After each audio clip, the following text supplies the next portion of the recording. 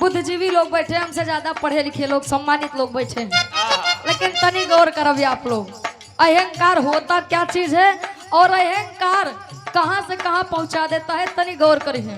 लिखत है कैसे,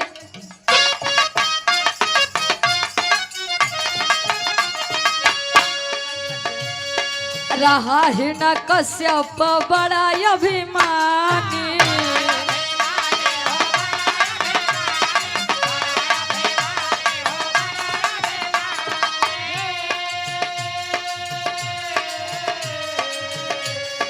भक्ति की बात रहा नहीं कभी मानी,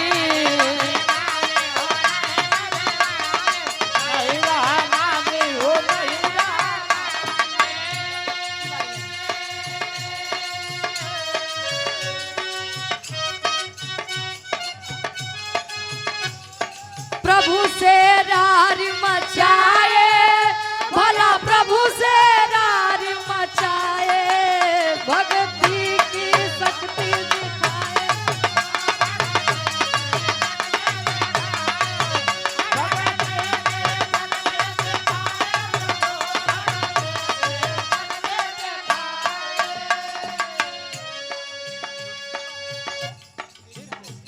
आप आदरणीय लीलावती सिंह जी दूल्हापुर की पावन धरती से इस भाव को समझते हुए 101 रुपए का महान आशीर्वाद।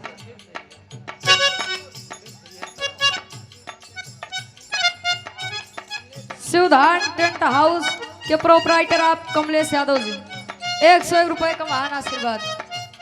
कहे प्रभु से है रार मचाए, भला प्रभु से रार मचाए, प्रभु से है रार मचाए, भला प्रभु से रार मचाए, भक्ति की शक्ति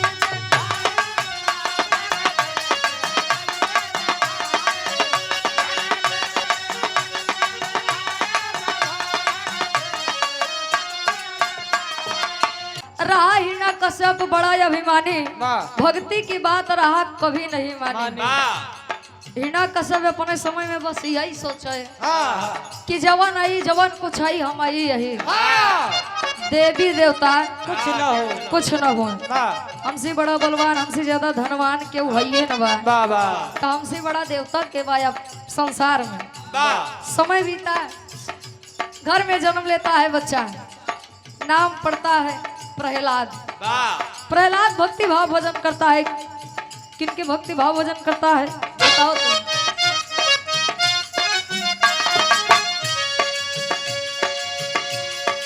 भक्त प्रहलाद करे प्रभु के भजनिया,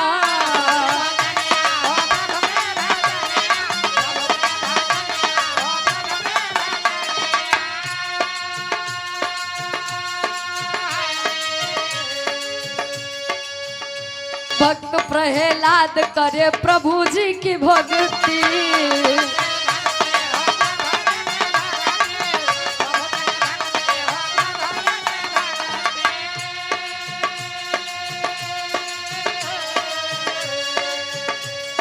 रहे न कश्यप के मनवा में खटकी, मनवा में खटकी हो,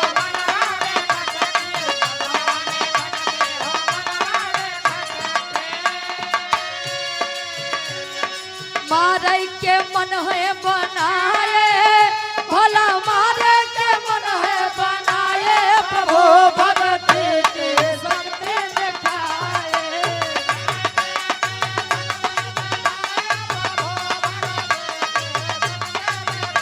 वाह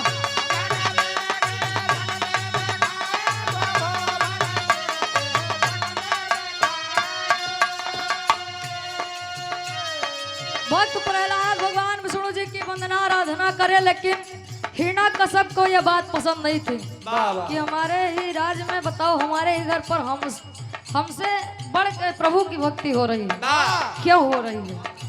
तरह तरह का उपाय लगाकर प्रहलाद को मारने के लिए कबो पहाड़ से धक्का दे दे, कबो पागल हाथी के सामने फेंक दे, तो कबो गरम खंबा से चिपकाई दे, बांध दे, लेकिन बारे भक्ति, अगर भक्ति मन से करेंगे तो भगवान साथ में रहेंगे, नहीं तो मन में राम बगल में छुरी, के कर पाई काटी मुड़ी, के कर पाई काटी मुड़ी, वही वाली निहाद करबा तो भगवान साथ न दे है।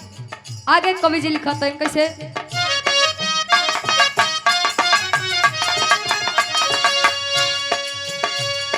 हिरण्यकश्यप के होलिका बहिनिया, होलिका बहिनिया हो, होलिका बहिनिया, होलिका बहिनिया।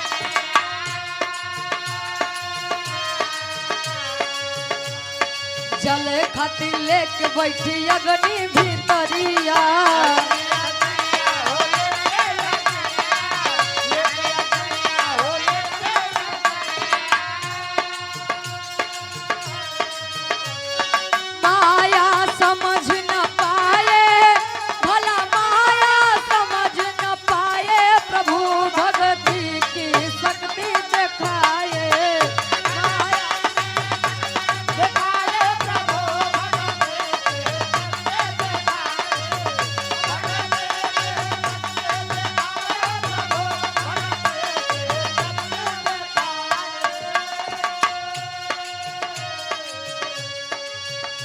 हिरण्यकश्यप के हैं होलिका बहिनिया।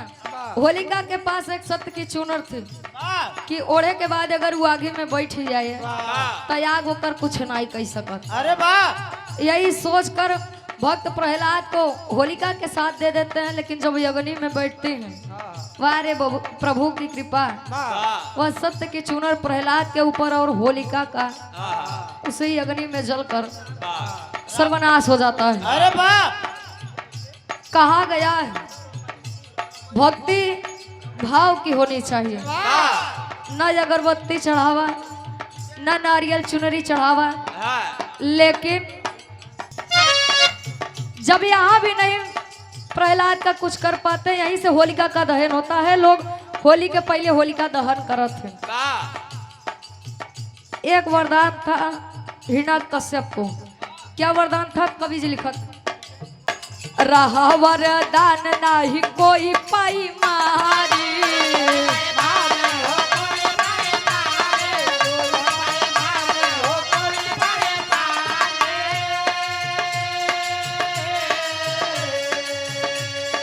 भयल अहंकार बना देखो अत्याचारी, अत्याचारी हो बना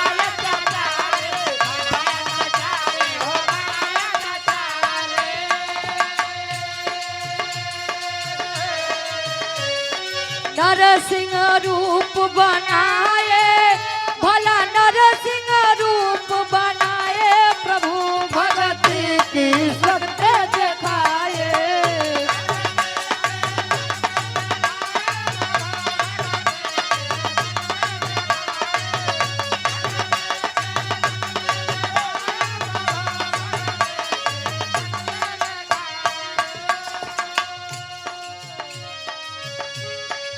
रहा वरदान नहीं कोई पाई मारी, वरदान था हिरण्यकश्यप को, ना कोई अस्त्र मार पाएगा ना शस्त्र, न दिन में न रात में न शाम में न दोपहर में, न दाएं न बाएं, न ऊपर न नीचे भैया, न घर के अंदर न घर के बाहर, न इंसान न जानवर,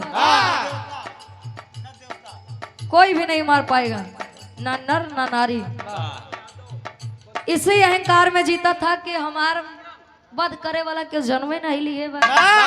देखिए अगर अहंकार आ गया मन में तो अहंकार का विनाश होना होना है।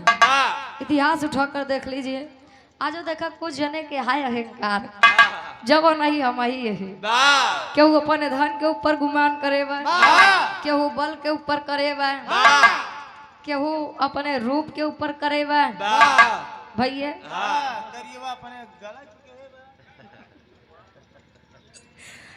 तो केहू अपने कलाकारी पे करे बा, लेकिन घमंड अहंकार सबके बा कौनो न कौनो चीज पे, लेकिन पाप का घड़ा भरता है, एक दिन अगर जब भरे न तब फूटे दोबारा, कौनो लायक न रहा।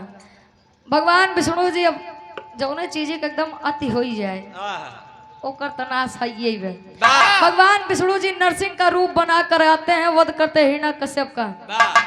भैया डेहरी के पीछे में डेहरियत कहाँ थे?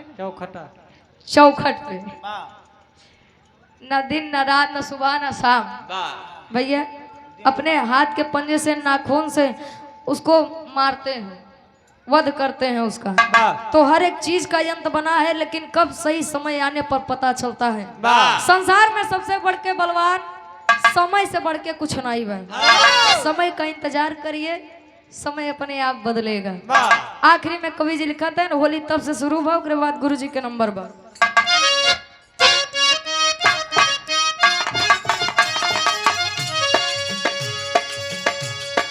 गुरु बिहारी गुरु गणेश का घराना, गणेश का घराना,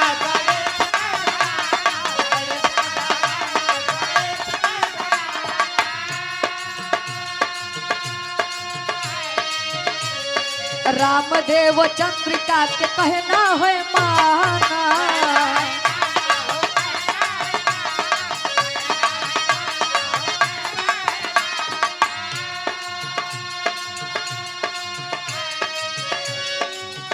रुचि रही गा के सुनाई, रुचि रही